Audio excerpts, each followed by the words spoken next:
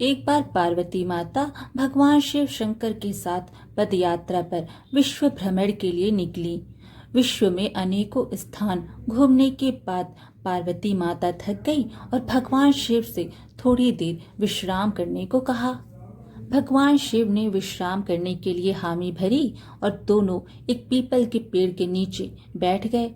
थोड़ी देर बाद भगवान शिव अपनी करवट बदल कर लेट गए, लेकिन पार्वती माता की निगाहें उन चींटियों की कतार पर टिकी थी जो एक स्थान से दूसरे स्थान पर जा रही थी, और चींटियों के बीच रास्ते में पड़ा था एक रेंगने वाला कीड़ा जिसे चींटियां निरंतर काट रही थीं।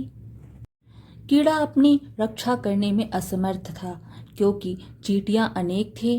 कीड़ा अत्यधिक पीड़ा में था, वह अपनी रक्षा करने के लिए छटपटा रहा था। पार्वती माता यह दृश्य देख दुखी होने लगी।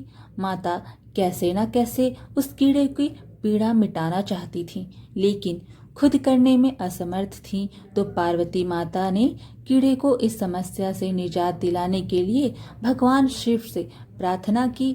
भगवान शिव ने जब खड़े होकर उस कीड़े को देखा तो उन्होंने पार्वती माता को समझाया कि इस पर अपना ध्यान मत दो, यह किसी पीड़ा में नहीं अपितु अपने कर्मों का फल भोग रहा है। लेकिन पार्वती माता अपने कोमल हृदय से इस कठोर और पीड़ादायक दृश्य को देखकर काफी दुखी थी। उन्होंने भगवान शिव से उस कीड़े की पीड़ा मिटाने के लिए लगातार प्रार्थना की, लेकिन भगवान शिव भी उन्हें यही समझाते रहे कि इस पर ध्यान केंद्रित तो मत करो, यह अवश्य ही अपने कर्मों का फल भोग रहा है।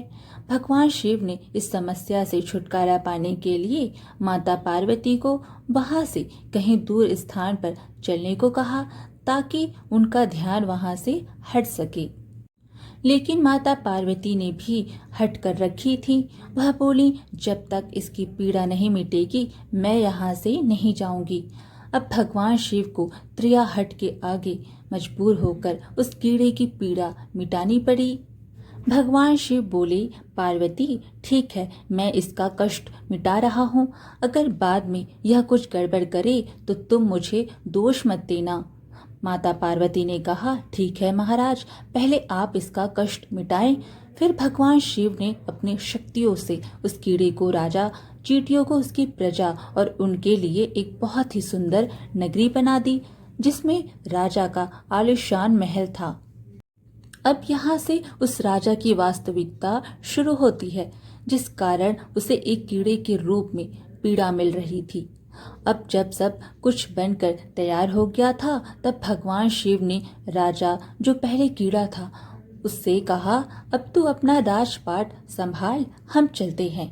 लेकिन राजा अपने व्यवहार से बड़ा ही घमंडी और एक चरित्रहीन व्यक्ति निकला। उसने माता पार्वती की सुंदरता पर मोहित होकर उनका हाथ पकड़ लिया और भगवान शिव का यह कहकर अपमान किया कि तू एक योगी, वन वन भटकने वाला एक साधारण सा ब्राह्मण, भला तेरे साथ यह सुंदर स्त्री कैसे रह सकती है? इसकी जगह तो मेरे महल में है, जिसे मैं अपनी रानी बनाऊंगा।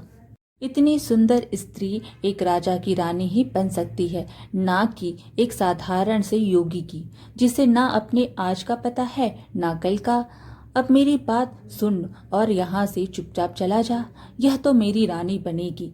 भगवान शिव ने राजा को बहुत समझाने की कोशिश की कि और बोले, यह मेरी पत्नी है, तू अपना राजपाट संभाल, तुझे हजारों रूपमती मिल जाएंगी।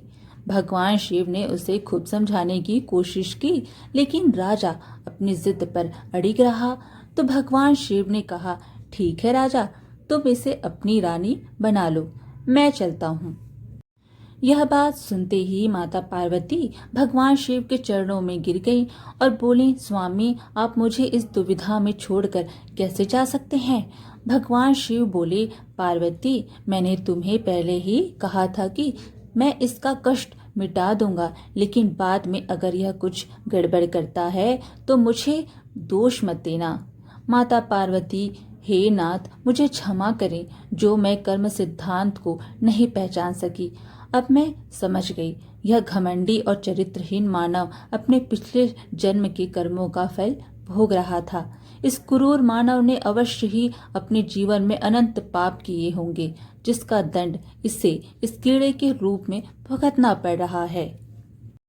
भगवान शिव प्रसन्न हुए कि चाहे पार्वती ने जिद करके ही इसका कष्ट मिटाना चाहा, परंतु अब वह कर्म सिद्धांत को समझ चुकी थी। फिर भगवान शिव ने अपनी शक्तियों से परिस्थितियां पहले जैसी कर दी। राजा को वही कीड़ा और प्रजा को वही चींटियां बनाकर उसके कर्म सिद्धांत को उसके हाल पर छोड़ दिया। अब माता पार्वती भी राजी राजी भगवान शिव के साथ अपना भ्रमण पुनः प्रारंभ करने के लिए चल पड़ी। आज की कथा यहीं समाप्त हुई। वीडियो पसंद आए तो लाइक शेयर ज़रूर कीजिए और ऐसे ही अच्छी अच्छी कहानियाँ सुनने के लिए हमारे चैनल को सब्सक्राइब कर दीजिए।